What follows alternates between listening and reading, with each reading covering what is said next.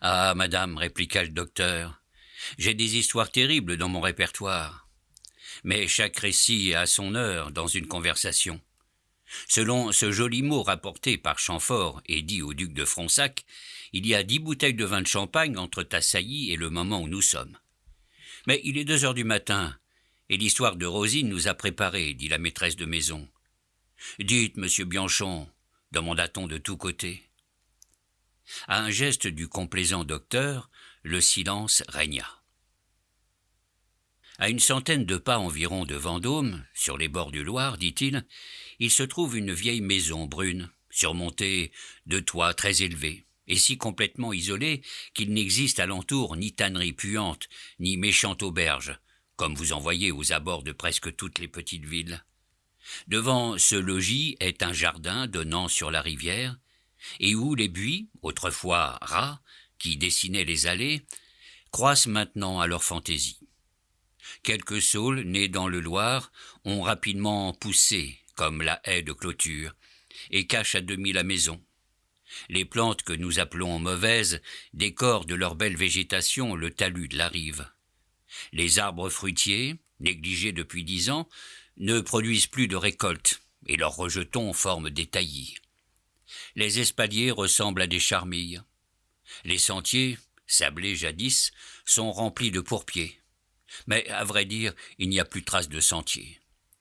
Du haut de la montagne sur laquelle pendent les ruines du vieux château des ducs de Vendôme, le seul endroit d'où l'œil puisse plonger sur cet enclos, on se dit que, dans un temps qu'il est difficile de déterminer, ce coin de terre fit les délices de quelques gentilshommes occupés de roses, de tulipiers, d'horticulture en un mot, mais surtout gourmands de bons fruits. On aperçoit une tonnelle, ou plutôt les débris d'une tonnelle, sous laquelle est encore une table que le temps n'a pas entièrement dévorée.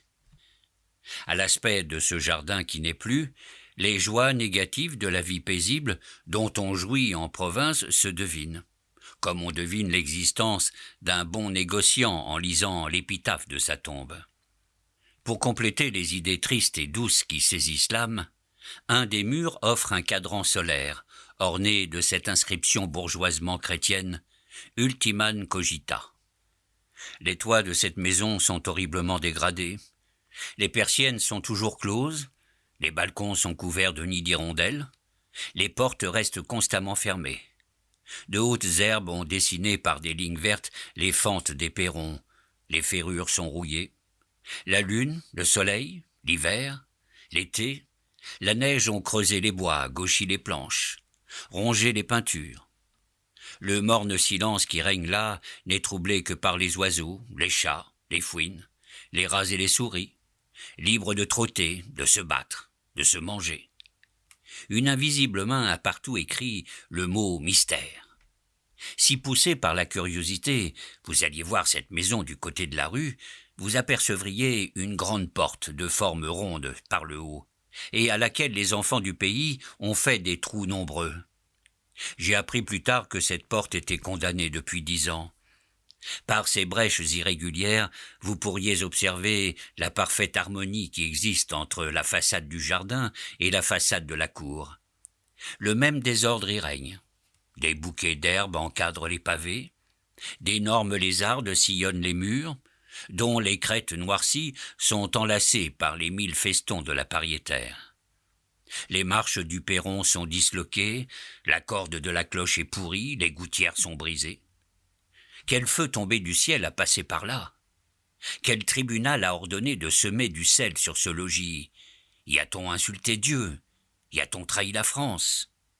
Voilà ce qu'on se demande. Les reptiles y rampent sans vous répondre. Cette maison vide et déserte est une immense énigme dont le mot n'est connu de personne. Elle était autrefois un petit fief et porte le nom de la Grande Bretèche.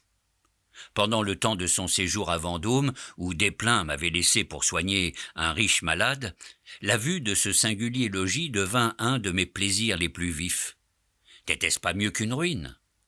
À une ruine se rattachent quelques souvenirs d'une irréfragable authenticité, mais cette habitation, encore debout, quoique lentement démolie par une main vengeresse, renfermait un secret, une pensée inconnue. Elle trahissait un caprice tout au moins. Plus d'une fois le soir, je me fis aborder à la haie devenue sauvage qui protégeait cet enclos. Je bravais les égratignures, j'entrais dans ce jardin sans maître, dans cette propriété qui n'était plus ni publique ni particulière. J'y restais des heures entières à contempler son désordre. Je n'aurais pas voulu, pour prix de l'histoire à laquelle sans doute était dû ce spectacle bizarre, faire une seule question à quelques Vendômois bavards.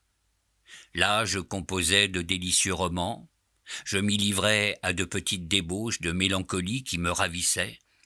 Si j'avais connu le motif, peut-être vulgaire, de cet abandon, j'eusse perdu les poésies inédites dont je m'enivrais. Pour moi, cet asile représentait les images les plus variées de la vie humaine, assombrie par ses malheurs. C'était tantôt l'air du cloître, moins les religieux, tantôt la paix du cimetière, sans les morts qui vous parlent leur langage épitaphique.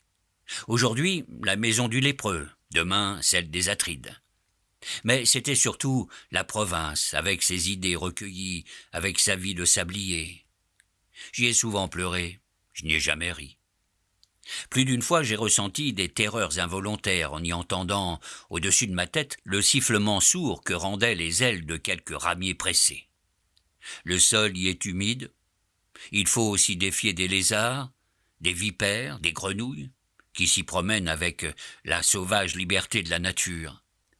Il faut surtout ne pas craindre le froid, car en quelques instants vous sentez un manteau de glace qui se pose sur vos épaules, comme la main du commandeur sur le cou de Don Juan. Un soir j'y ai frissonné. Le vent avait fait tourner une vieille girouette rouillée, dont les cris ressemblèrent à un gémissement poussé par la maison, au moment où j'achevais un drame assez noir, par laquelle je m'expliquais cette espèce de douleur monumentalisée. Je revins à mon auberge, en proie à des idées sombres. Quand j'eus soupé, l'hôtesse entra d'un air de mystère dans ma chambre et me dit « Monsieur, voici monsieur Regnault. » « Qu'est monsieur Regnault ?»« Comment, monsieur ne connaît pas monsieur Regnault ?»« Ah, c'est drôle, » dit-elle en s'en allant. Tout à coup, je vis apparaître un homme long, fluet, vêtu de noir, tenant son chapeau à la main et qui se présenta comme un bélier prêt à fondre sur son rival, en me montrant un front fuyant, une petite tête pointue et une face pâle assez semblable à un verre d'eau sale. Vous eussiez dit de l'huissier d'un ministre. Cet inconnu portait un vieil habit très usé sur les plis, mais il avait un diamant au jabot de sa chemise et des boucles d'or à ses oreilles. « Monsieur, à qui ai-je l'honneur de parler ?» lui dis-je. Il s'assit sur une chaise, se mit devant mon feu, posa son chapeau sur ma table et me répondit en se frottant les mains « Ah, il fait bien froid. Monsieur, je suis monsieur Regnault. » Je m'inclinai en me disant en moi-même « Il bondicani, cherche. » « Je suis, reprit-il, notaire à Vendôme. »« J'en suis ravi, monsieur, m'écriai-je, mais je ne suis point en mesure de tester, pour des raisons à moi connues. »« Petit moment, reprit-il en levant la main comme pour m'imposer silence. Permettez, monsieur, permettez. J'ai appris que vous alliez vous promener quelquefois dans le jardin de la Grande Bretèche. »« Oui, monsieur. » Petit moment, dit-il en répétant son geste. Cette action constitue un véritable délit. Monsieur, je viens au nom et comme exécuteur testamentaire de feu madame la comtesse de Méret, vous prier de discontinuer vos visites. Petit moment, je ne suis pas un Turc et ne veux point vous en faire un crime. D'ailleurs, bien permis à vous d'ignorer les circonstances qui m'obligent à laisser tomber en ruine le plus bel hôtel de Vendôme. Cependant, monsieur, vous paraissez avoir de l'instruction et devez savoir que les lois défendent, sous des peines graves, d'envahir une propriété close. Une haie vaut un mur, mais l'état dans lequel la maison se trouve peut servir d'excuse à votre curiosité. Je ne demanderai pas mieux que de vous laisser libre d'aller et venir dans cette maison, mais chargé d'exécuter les volontés de la testatrice, j'ai l'honneur, monsieur, de vous prier de ne plus entrer dans le jardin. Moi-même, monsieur, depuis l'ouverture du testament, je n'ai pas mis le pied dans cette maison, qui dépend, comme j'ai eu l'honneur de vous le dire, de la succession de madame de Méret. Nous en avons seulement constaté les portes et fenêtres, afin d'asseoir les impôts que je paye annuellement sur des fonds à ceux destinés par feu madame la comtesse. Ah, mon cher monsieur, son testament a fait bien du bruit dans Vendôme. Là, il s'arrêta pour se moucher, le digne homme. Je respectais sa loquacité, comprenant à merveille que la succession de madame de Merret était l'événement le plus important de sa vie, toute sa réputation, sa gloire, sa restauration. Il me fallait dire adieu à mes belles rêveries, à mes romans. Je ne fus donc pas rebelle au plaisir d'apprendre la vérité d'une manière officielle. Monsieur, lui dis-je, serait-il indiscret de vous demander les raisons de cette bizarrerie? À ces mots, un air qui exprimait tout le plaisir que ressentent les hommes habitués à monter sur le dada passa sur la figure du notaire. Il releva le col de sa chemise avec une sorte de fatuité, tira sa tabatière, l'ouvrit, m'offrit du tabac, et sur mon refus, il en saisit une forte pincée. Il était heureux. Un homme qui n'a pas de dada ignore tout le parti que l'on peut tirer de la vie. Un dada est le milieu précis entre la passion et la monomanie. En ce moment, je compris cette jolie expression de Sterne dans toute son étendue, et j'eus une complète idée de la joie avec laquelle l'oncle Toby enfourchait, trimédant, son cheval de bataille. « Monsieur, me dit monsieur Regnault, j'ai été premier clerc de maître Roguin à Paris. Excellente étude dont vous avez peut-être entendu parler, non? Cependant, une malheureuse faillite l'a rendu célèbre. N'ayant pas assez de fortune pour traiter à Paris, au prix où les charges montèrent en 1816, je vins ici acquérir l'étude de mon prédécesseur. J'avais des parents à Vendôme, entre autres une tante fort riche qui m'a donné sa fille en mariage. Monsieur, reprit-il, après une légère pause, 3 mois après avoir été agréé par monseigneur le garde des Sceaux, je fus mandé un soir, au moment où j'allais me coucher, je n'étais pas encore marié, par madame la comtesse de Merret, en son château de Merret. Sa femme de chambre, une brave fille, qui sert aujourd'hui dans cette hôtellerie, était à ma porte avec la calèche de madame la comtesse. Ah, petit moment, il faut vous dire, monsieur, que monsieur le comte de Merret était allé mourir à Paris 2 mois avant que je ne vinsse ici. Il y périt misérablement en se livrant à des excès de tous les genres, vous comprenez.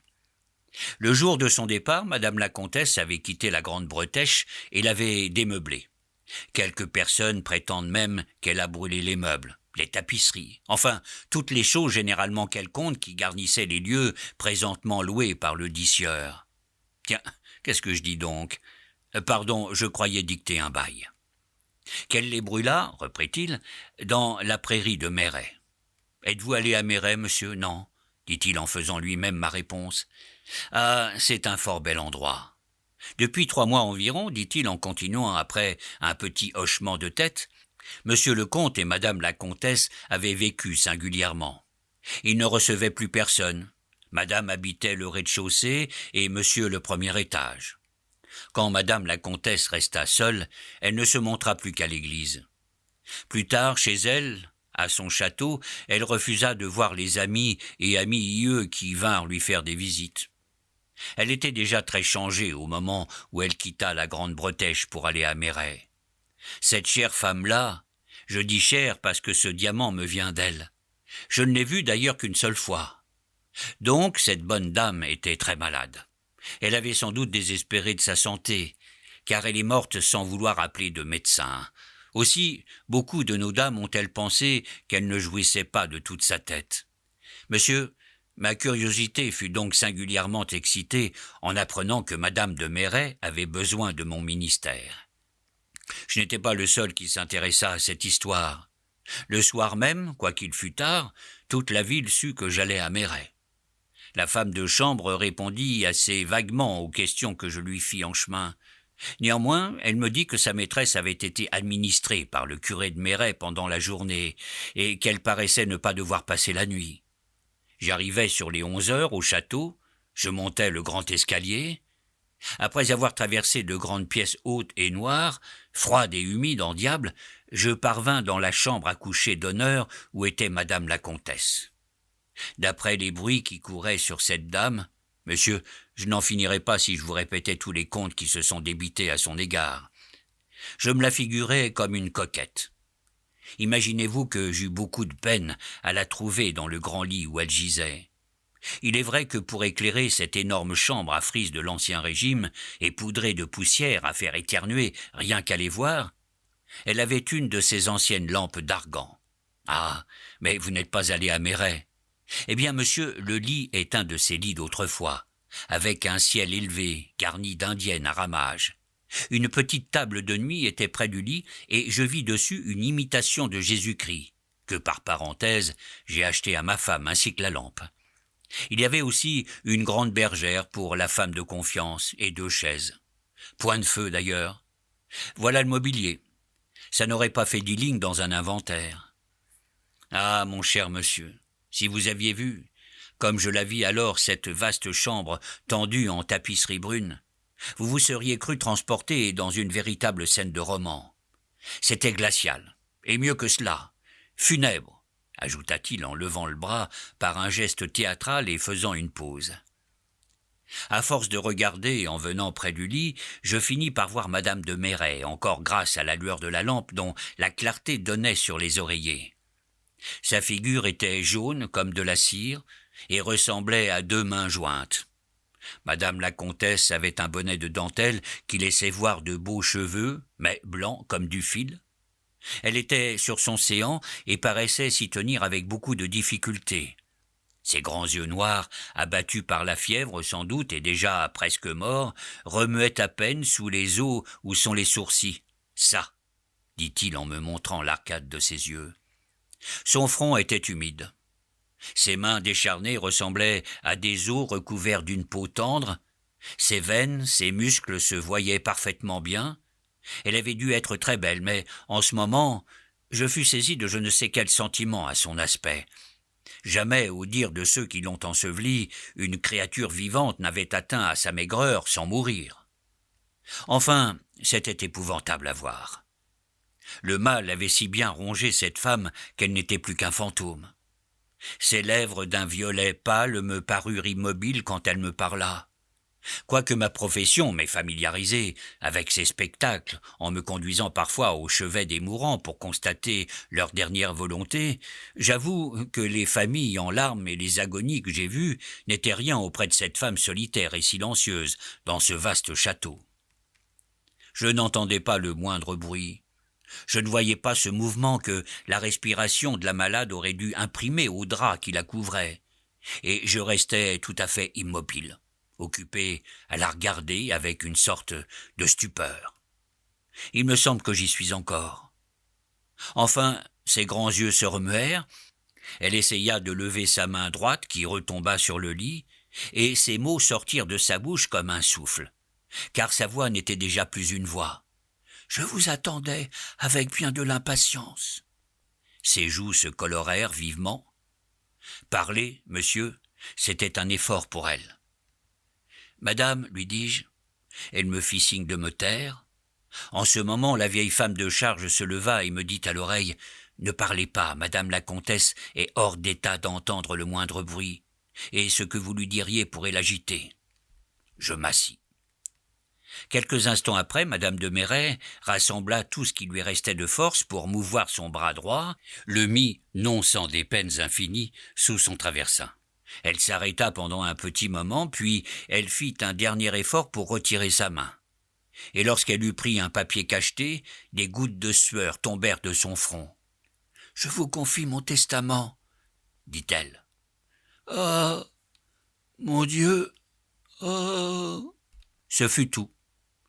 Elle saisit un crucifix qui était sur son lit, le porta rapidement à ses lèvres et mourut. L'expression de ses yeux fixes me fait encore frissonner quand j'y songe. Elle avait dû bien souffrir. Il y avait de la joie dans son dernier regard, sentiment qui resta gravé sur ses yeux morts. J'emportai le testament, et quand il fut ouvert, je vis que madame de Méret m'avait nommé son exécuteur testamentaire.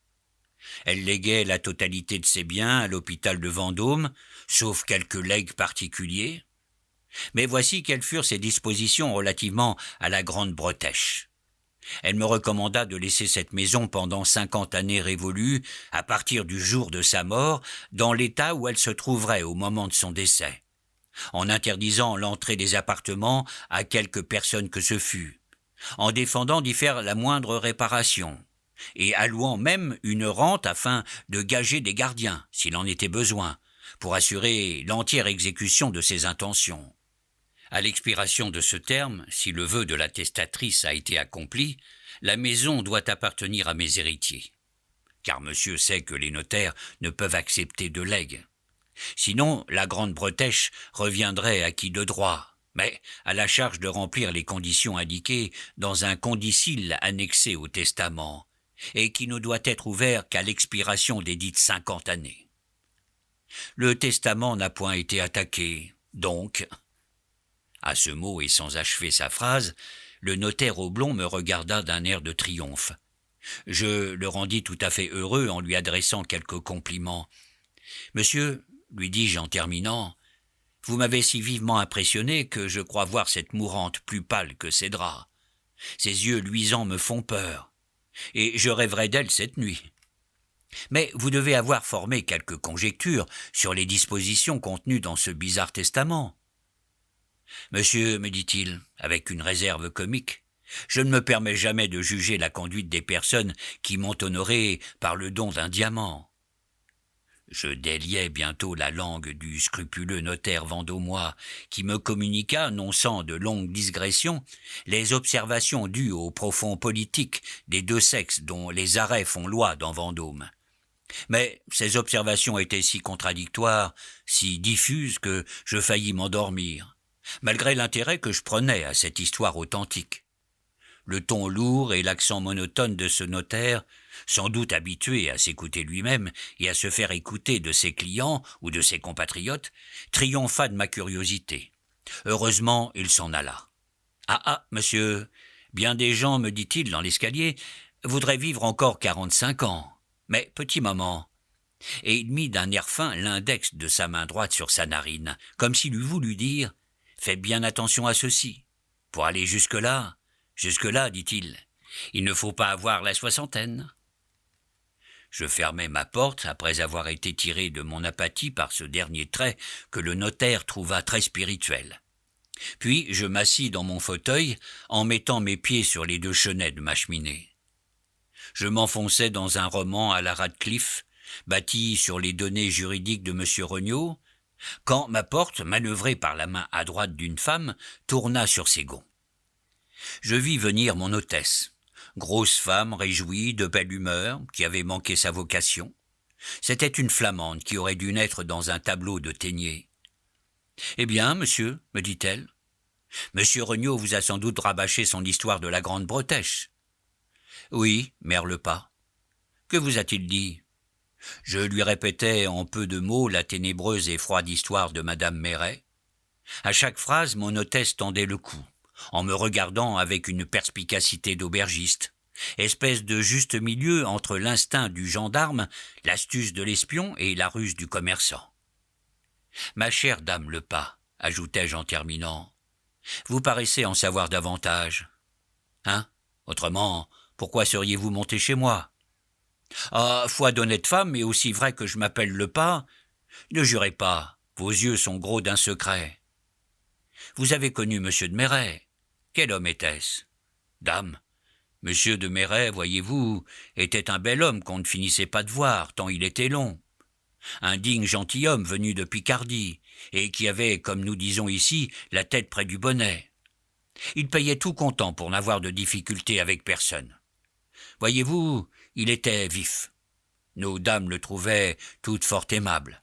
« Parce qu'il était vif, dis-je à mon hôtesse. « Peut-être bien, dit-elle. Vous pensez bien, monsieur, qu'il fallait avoir eu quelque chose devant soi, comme on dit, pour épouser madame de Méret, qui, sans vouloir nuire aux autres, était la plus belle et la plus riche personne du Vendômois. Elle avait aux environs de 20 000 livres de rente. Toute la ville assistait à sa noce. La mariée était mignonne et avenante, un vrai bijou de femme. Ah, ils ont fait un beau couple dans le temps. Ont-ils été heureux en ménage ? Oui et non, autant qu'on peut le présumer. Car vous pensez bien que nous autres, nous ne vivions pas à Pau et à Raux avec eux. Madame de Méret était une bonne femme, bien gentille, qui avait peut-être bien à souffrir quelquefois des vivacités de son mari. Mais, quoiqu'un peu fière, nous l'aimions. Bah, C'était son état à lui d'être comme ça. Quand on est noble, voyez-vous. Cependant, il a bien fallu quelques catastrophes pour que monsieur et madame de Merret se séparassent violemment. Je n'ai point dit qu'il y eut de catastrophe, monsieur, je n'en sais rien.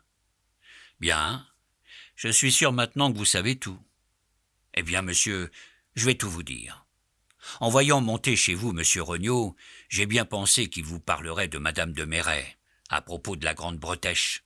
Ça m'a donné l'idée de consulter monsieur, qui me paraît un homme de bon conseil, et incapable de trahir une pauvre femme comme moi, qui n'ait jamais fait de mal à personne, et qui se trouve cependant tourmentée par sa conscience. Jusqu'à présent, je n'ai point osé m'ouvrir aux gens de ce pays-ci, ce sont tous des bavards à langue d'acier. Enfin, monsieur, je n'ai pas encore eu de voyageur qui soit demeuré si longtemps que vous dans mon auberge, et auquel je puisse dire l'histoire des 15 000 francs. Ma chère dame Lepas, lui répondis-je en arrêtant le flux de ses paroles, si votre confidence est de nature à me compromettre, pour tout au monde je ne voudrais pas en être chargé. Ne craignez rien, dit-elle en m'interrompant. Vous allez voir. Cet empressement me fit croire que je n'étais pas le seul à qui ma bonne aubergiste eût communiqué le secret dont je devais être l'unique dépositaire, et j'écoutais. Monsieur, dit-elle, quand l'empereur envoya ici des Espagnols prisonniers de guerre ou autres, j'eus à loger au compte du gouvernement un jeune Espagnol envoyé à Vendôme sur parole. Malgré la parole, il allait tous les jours se montrer au sous-préfet. C'était un grand d'Espagne, excusez du peu. Il portait un nom en os ou en dia, comme Bagos de Férédia. J'ai son nom écrit sur mes registres. Vous pourrez le lire si vous le voulez. Oh, c'était un beau jeune homme pour un Espagnol, qu'on dit tous laid.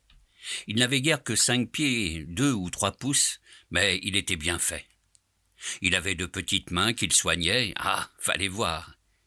Il avait autant de brosses pour ses mains qu'une femme en a pour toutes ses toilettes.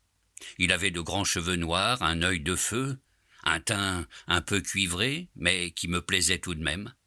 Il portait du linge fin, comme je n'en ai jamais vu à personne, quoique j'ai logé des princesses. Et entre autres le général Bertrand, le duc et la duchesse d'Abrantès, monsieur Decazes et le roi d'Espagne. Il ne mangeait pas grand-chose, mais il avait des manières si polies, si aimables, qu'on ne pouvait pas lui en vouloir. Je l'aimais beaucoup, quoiqu'il ne disait pas 4 paroles par jour et qu'il fût impossible d'avoir avec lui la moindre conversation. Si on lui parlait, il ne répondait pas. C'était un tic, une manie qu'ils ont tous, à ce qu'on m'a dit. Il lisait son bréviaire comme un prêtre. Il allait à la messe et à tous les offices régulièrement. Où se mettait-il ? Nous avons remarqué cela plus tard, à 2 pas de la chapelle de madame de Merret. Comme il se plaça là dès la première fois qu'il vint à l'église, personne n'imagina qu'il eût de l'intention dans son fait. D'ailleurs, il ne levait pas le nez de dessus son livre de prière, le pauvre jeune homme. Pour lors, monsieur, le soir, il se promenait sur la montagne, dans les ruines du château. C'était son seul amusement à ce pauvre homme. Il se rappelait là son pays. On dit que c'est tout montagne en Espagne. Dès les premiers jours de sa détention, il s'attarda. Je fus inquiète en ne le voyant revenir que sur le coup de minuit, mais nous nous habituâmes tous à sa fantaisie. Il prit la clé de la porte et nous ne l'entendîmes plus. Il logeait dans la maison que nous avons dans la rue des Casernes. Pour lors, un de nos valets d'écurie nous dit qu'un soir, en allant faire baigner les chevaux, il croyait avoir vu le grand d'Espagne nageant au loin dans la rivière, comme un vrai poisson. Quand il revint, je lui dis de prendre garde aux herbes. Il parut contrarié d'avoir été vu dans l'eau. Enfin, monsieur, un jour, ou plutôt un matin, nous ne le trouvâmes plus dans sa chambre. Il n'était pas revenu. À force de fouiller partout, je vis un écrit dans le tiroir de sa table, où il y avait 50 pièces d'or espagnoles, qu'on nomme des portugaises, et qui valaient environ 5 000 francs, puis des diamants pour 10 000 francs dans une petite boîte cachetée. Son écrit disait donc qu'au cas où il ne reviendrait pas, il nous laissait cet argent et ces diamants, à la charge de fonder des messes pour remercier Dieu de son évasion et pour son salut. Dans ce temps-là, j'avais encore mon homme, qui courut à sa recherche. Et voilà le drôle de l'histoire. Il rapporta les habits de l'Espagnol qu'il découvrit sous une grosse pierre dans une espèce de pilotis sur le bord de la rivière, du côté du château, à peu près en face de la Grande Bretèche. Mon mari était allé là si matin que personne ne l'avait vu. Il brûla les habits après avoir lu la lettre, et nous avons déclaré, suivant le désir du comte Férédia, qu'il s'était évadé. Le sous-préfet mit toute la gendarmerie à ses trousses, mais brust, on ne l'a point rattrapé. Le pas a cru que l'Espagnol s'était noyé. Moi, monsieur, je ne le pense point. Je crois plutôt qu'il est pour quelque chose dans l'affaire de madame de Merret. Vu que Rosalie m'a dit que le crucifix auquel sa maîtresse tenait tant, qu'elle s'est fait ensevelir avec, était d'ébène et d'argent. Or, dans les premiers temps de son séjour, M. Férédia en avait un d'ébène et d'argent, que je ne lui ai plus revu.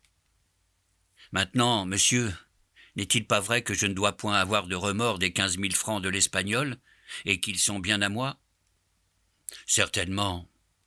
Mais vous n'avez pas essayé de questionner Rosalie, lui dis-je. Oh, si fait, monsieur. Que voulez-vous? Cette fille-là, c'est un mur. Elle sait quelque chose, mais il est impossible de la faire jaser. Après avoir encore causé pendant un moment avec moi, mon hôtesse me laissa en proie à des pensées vagues et ténébreuses, à une curiosité romanesque, à une terreur religieuse assez semblable au sentiment profond qui nous saisit quand nous entrons à la nuit dans une église sombre, où nous apercevons une faible lumière lointaine sous des arceaux élevés. Une figure indécise glisse, un frottement de robe ou de soutane se fait entendre, nous avons frissonné.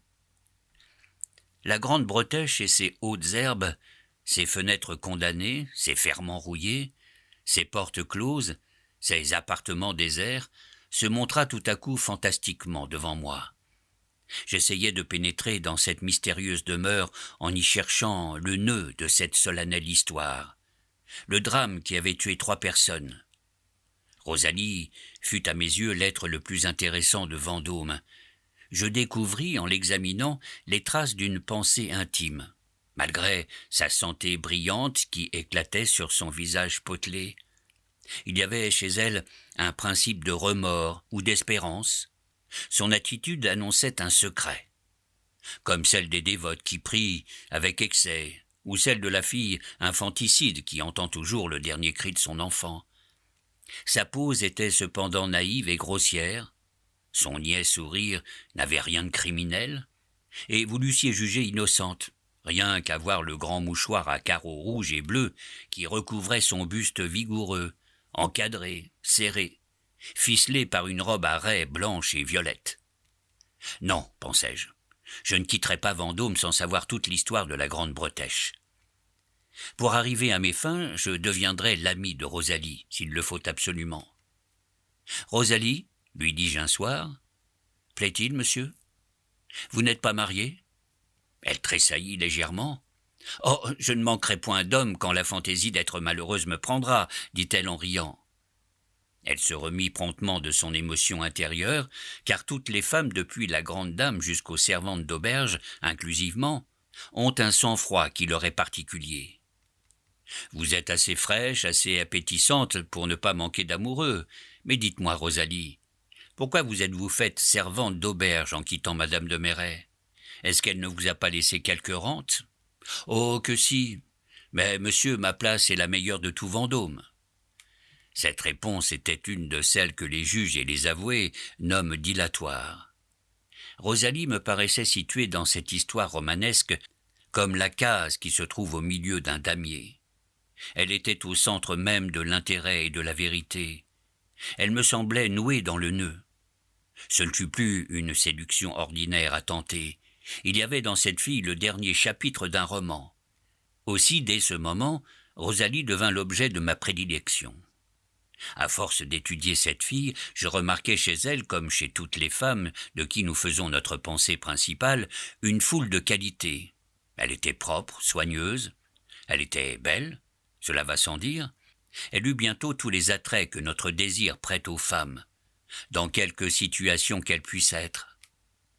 15 jours après la visite du notaire, un soir, ou plutôt un matin, car il était de très bonne heure, je dis à Rosalie « Raconte-moi donc tout ce que tu sais sur madame de Merret. »« Oh, répondit-elle avec terreur, ne me demandez pas cela, monsieur Horace. Sa belle figure se rembrunit, ses couleurs vives et animées pâlirent, et ses yeux n'eurent plus leur innocent éclat humide. « Eh bien, reprit-elle, puisque vous le voulez, je vous le dirai. Mais gardez-moi bien le secret. » « Va, ma pauvre fille, je garderai tous tes secrets avec une probité de voleur. C'est la plus loyale qui existe. Si cela vous est égal, me dit-elle, j'aime mieux que ce soit avec la vôtre. » Là-dessus, elle ragréa son foulard et se posa comme pour compter. Car il y a, certes, une attitude de confiance et de sécurité nécessaire pour faire un récit. Les meilleures narrations se disent à une certaine heure, comme nous sommes là, tous à table. Personne n'a bien compté debout ou à jeun. Mais s'il fallait reproduire fidèlement la diffuse éloquence de Rosalie, un volume entier suffirait à peine. Or, comme l'événement dont elle me donna la confuse connaissance se trouve placé entre le bavardage du notaire et celui de madame Lepas, aussi exactement que les moyens termes d'une proportion arithmétique le sont entre les deux extrêmes. Je n'ai plus qu'à vous le dire en peu de mots, j'abrège donc. La chambre que madame de Merret occupait à la Bretèche était située au rez-de-chaussée. Un petit cabinet de 4 pieds de profondeur environ, pratiqué dans l'intérieur du mur, lui servait de garde-robe. 3 mois avant la soirée, dont je vais vous raconter les faits, madame de Merret avait été assez sérieusement indisposée pour que son mari la laissât seule chez elle, et il couchait dans une chambre au premier étage. Par un de ces hasards impossibles à prévoir, il revint, ce soir-là, 2 heures plus tard que de coutume, du cercle, où il allait lire les journaux et causer politique avec les habitants du pays. Sa femme le croyait rentré, couché, endormi. Mais l'invasion de la France avait été l'objet d'une discussion fort animée. La partie de billard s'était échauffée, il avait perdu 40 francs, somme énorme à Vendôme, où tout le monde thésaurise, et où les mœurs sont contenues dans les bornes d'une modestie digne d'éloge, qui peut-être devient la source d'un bonheur vrai, dont ne se soucie aucun Parisien. Depuis quelque temps, M. de Merret se contentait de demander à Rosalie si sa femme était couchée. Sur la réponse toujours affirmative de cette fille, il allait immédiatement chez lui, avec cette bonhomie qu'enfantent l'habitude et la confiance. En rentrant, il lui prit fantaisie de se rendre chez madame de Merret, pour lui conter sa mésaventure, peut-être aussi pour s'en consoler. Pendant le dîner, il avait trouvé madame de Merret fort coquettement mise. Il se disait, en allant du cercle chez lui, que sa femme ne souffrait plus, que sa convalescence l'avait embellie. Et il s'en apercevait, comme les maris s'aperçoivent de tout, un peu tard. Au lieu d'appeler Rosalie, qui dans ce moment était occupée dans la cuisine à voir la cuisinière et le cocher jouant un coup difficile de la brisque, M. de Merret se dirigea vers la chambre de sa femme, à la lueur de son falot qu'il avait déposé sur la première marche de l'escalier. Son pas facile à reconnaître retentissait sous les voûtes du corridor. Au moment où le gentilhomme tourna la clé de la chambre de sa femme, il crut entendre fermer la porte du cabinet dont je vous ai parlé. Mais quand il entra, madame de Merret était seule, debout devant la cheminée. Le mari pensa naïvement en lui-même que Rosalie était dans le cabinet. Cependant, un soupçon qui lui tinta dans l'oreille avec un bruit de cloche le mit en défiance. Il regarda sa femme et lui trouva dans les yeux je ne sais quoi de trouble et de fauve. « Vous rentrez bien tard, dit-elle. » Cette voix ordinairement si pure et si gracieuse lui parut légèrement altérée. M. de Merret ne répondit rien, car en ce moment Rosalie entra. Ce fut un coup de foudre pour lui. Il se promena dans la chambre en allant d'une fenêtre à l'autre par un mouvement uniforme et les bras croisés. « Avez-vous appris quelque chose de triste, ou souffrez-vous » lui demanda timidement sa femme pendant que Rosalie la déshabillait. Il garda le silence. « Retirez-vous, dit madame de Merret à sa femme de chambre, je mettrai mes papillotes moi-même. » Elle devina quelque malheur au seul aspect de la figure de son mari et voulut être seule avec lui. Lorsque Rosalie fut partie, ou censée partie, car elle resta pendant quelques instants dans le corridor, M. de Merret vint se placer devant sa femme et lui dit froidement « Madame, il y a quelqu'un dans votre cabinet. » Elle regarda son mari d'un air calme et lui répondit avec simplicité « Non, monsieur ». Ce nom navra monsieur de Merret, il n'y croyait pas. Et pourtant jamais sa femme ne lui avait paru ni plus pure ni plus religieuse qu'elle semblait l'être en ce moment. Il se leva pour aller ouvrir le cabinet. Madame de Merret le prit par la main, l'arrêta, le regarda d'un air mélancolique et lui dit d'une voix singulièrement émue « Si vous ne trouvez personne, songez que tout sera fini entre nous. » L'incroyable dignité empreinte dans l'attitude de sa femme rendit au gentilhomme une profonde estime pour elle, et lui inspira une de ces résolutions auxquelles il ne manque qu'un plus vaste théâtre pour devenir immortel. « Non, dit-il, Joséphine, je n'irai pas. Dans l'un et l'autre cas, nous serions séparés à jamais. Écoute, je connais toute la pureté de ton âme et sais que tu mènes une vie sainte. Tu ne voudrais pas commettre un péché mortel aux dépens de ta vie. » À ces mots, madame de Merret regarda son mari d'un œil hagard. « Tiens, voici ton crucifix, » ajouta cet homme. « Jure-moi devant Dieu qu'il n'y a là personne. Je te croirai. Je n'ouvrirai jamais cette porte. » Madame de Merret prit le crucifix et dit « Je le jure. » Plus haut, dit le mari, et répète « Je jure devant Dieu qu'il n'y a personne dans ce cabinet. » Elle répéta la phrase sans se troubler. « C'est bien, » dit froidement monsieur de Merret. Après un moment de silence, « Vous avez une bien belle chose que je ne connaissais pas, » dit-il en examinant ce crucifix en ébène incrusté d'argent et très artistement sculpté. « Je l'ai trouvé chez Duvivier, qui, lorsque cette troupe de prisonniers passa par Vendôme l'année dernière, l'avait acheté d'un religieux espagnol. »« Ah !» dit monsieur de Merret en remettant le crucifix au clou, et il sonna. Rosalie ne se fit pas attendre. Monsieur de Merret alla vivement à sa rencontre, l'emmena dans l'embrasure de la fenêtre qui donnait sur le jardin et lui dit à voix basse « Je sais que Gorenflot veut t'épouser. La pauvreté seule vous empêche de vous mettre en ménage. Et tu lui as dit que tu ne serais pas sa femme s'il ne trouvait moyen de s'établir maître maçon. Eh bien, va le chercher. Dis-lui de venir ici avec sa truelle et ses outils. Fais en sorte de n'éveiller que lui dans sa maison. Sa fortune passera vos désirs. Surtout, sors d'ici sans jaser, sinon... » Il fronça le sourcil. Rosalie partit et il la rappela. « Tiens, prends mon passe-partout, dit-il. »« Jean !» cria monsieur de Merret d'une voix tonnante dans le corridor. Jean, qui était tout à la fois son cocher et son homme de confiance, quitta sa partie de brisque et vint. « Allez vous coucher tous, » lui dit son maître en lui faisant signe de s'approcher. Et le gentilhomme ajouta, mais à voix basse, « Lorsqu'ils seront tous endormis, entends-tu bien, tu descendras m'en prévenir. » Monsieur de Merret, qui n'avait pas perdu de vue sa femme, tout en donnant ses ordres, revint tranquillement auprès d'elle devant le feu, et se mit à lui raconter les événements de la partie de billard et les discussions du cercle. Lorsque Rosalie fut de retour, elle trouva monsieur et madame de Merret causant très amicalement. Le gentilhomme avait récemment fait plafonner toutes les pièces qui composaient son appartement de réception au rez-de-chaussée. Le plâtre est fort rare à Vendôme. Le transport en augmente beaucoup le prix. Le gentilhomme en avait donc fait venir une assez grande quantité, sachant qu'il trouverait toujours bien des acheteurs pour ce qui lui resterait. Cette circonstance lui inspira le dessein qu'il mit à exécution.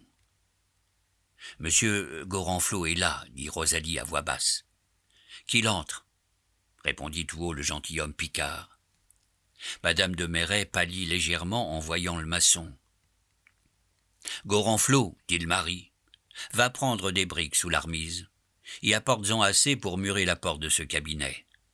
Tu te serviras du plâtre qui me reste pour enduire le mur. » Puis, attirant à lui Rosalie et l'ouvrier, « Écoute, Gorenflot, dit-il à voix basse, tu coucheras ici cette nuit, mais demain matin tu auras un passeport pour aller en pays étranger, dans une ville que je t'indiquerai. Je te remettrai 6 000 francs pour ton voyage. Tu demeureras 10 ans dans cette ville. Si tu ne t'y plaisais pas, tu pourrais t'établir dans une autre, pourvu que ce soit au même pays. Tu passeras par Paris, où tu m'attendras. Là, je t'assurerai par un contrat 6 autres 1 000 francs qui te seront payés à ton retour au cas où tu aurais rempli les conditions de notre marché. À ce prix, tu devras garder le plus profond silence sur ce que tu auras fait ici cette nuit.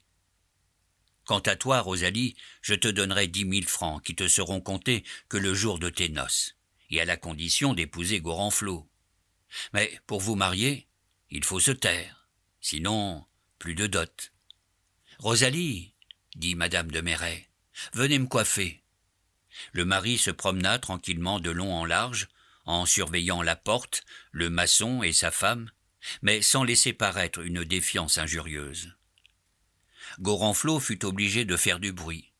Madame de Merret saisit un moment où l'ouvrier déchargeait des briques et où son mari se trouvait au bout de la chambre, pour dire à Rosalie « 1 000 francs de rente pour toi, ma chère enfant. Si tu peux dire à Gorenflot de laisser une crevasse en bas. » Puis tout haut, elle lui dit avec sang-froid « Va donc l'aider. » Monsieur et madame de Merret restèrent silencieux pendant tout le temps que Gorenflot mit à murer la porte. Ce silence était calcul chez le mari, qui ne voulait pas fournir à sa femme le prétexte de jeter des paroles à double entente. Et chez madame de Merret, ce fut prudence ou fierté. Quand le mur fut à la moitié de son élévation, le rusé maçon prit un moment où le gentilhomme avait le dos tourné pour donner un coup de pioche dans l'une des 2 vitres de la porte. Cette action fit comprendre à madame de Merret que Rosalie avait parlé à Gorenflot. Tous 3 virent alors une figure d'homme sombre et brune, des cheveux noirs, un regard de feu. Avant que son mari ne se fût retourné, la pauvre femme eut le temps de faire un signe de tête à l'étranger, pour qui ce signe voulait dire « espérer ».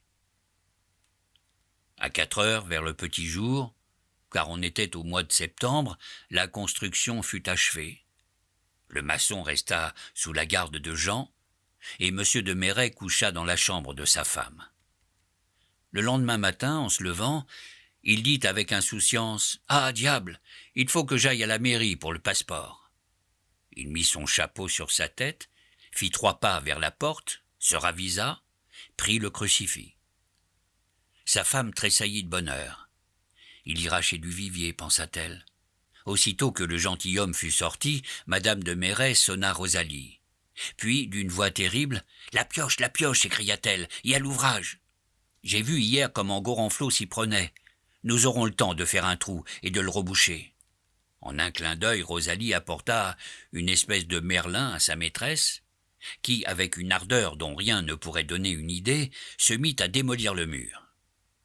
Elle avait déjà fait sauter quelques briques lorsque, prenant son élan pour appliquer un coup encore plus vigoureux que les autres, elle vit M. de Merret derrière elle.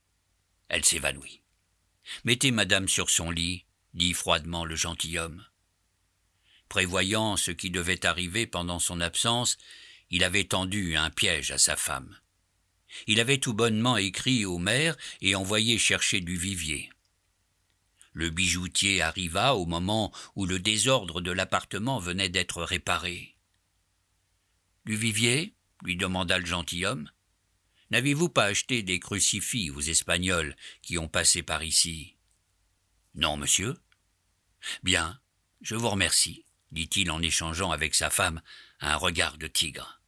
« Jean, ajouta-t-il en se tournant vers son valet de confiance, vous ferez servir mes repas dans la chambre de madame de Merret. Elle est malade, et je ne la quitterai pas qu'elle ne soit rétablie. » Le cruel gentilhomme resta pendant 20 jours près de sa femme. Durant les premiers moments, quand il se faisait quelque bruit dans le cabinet muré et que Joséphine voulait l'implorer pour l'inconnu mourant, il lui répondait, sans lui permettre de dire un seul mot, « Vous avez juré sur la croix qu'il n'y avait là personne. »